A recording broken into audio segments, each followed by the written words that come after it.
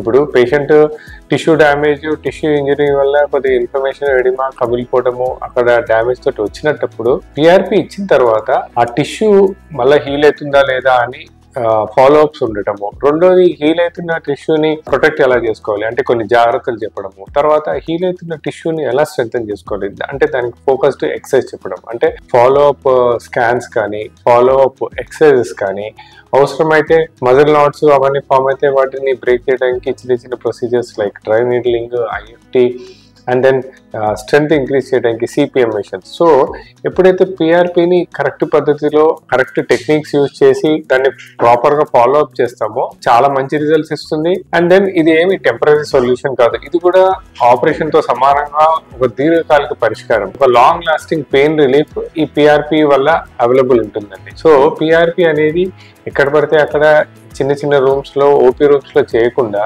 దాన్ని ప్రాపర్గా ప్లాన్ చేసుకొని ప్రిపేర్ చేసి ఇమేజ్ గైడెడ్ టెక్నిక్స్తో చేసినట్టయితే చాలా బాగా పనిచేస్తుంది.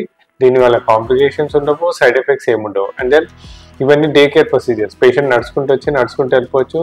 వారి వారి వారి రెగ్యులర్ యాక్టివిటీస్ని ఏమీ డిస్టర్బ్ చేయకుండా వాళ్ళు జస్ట్ మైల్డ్ మోడిఫికేషన్స్ తోటి వాళ్ళ లైఫ్ హ్యాపీగా కంటిన్యూ చేసుకోవచ్చు.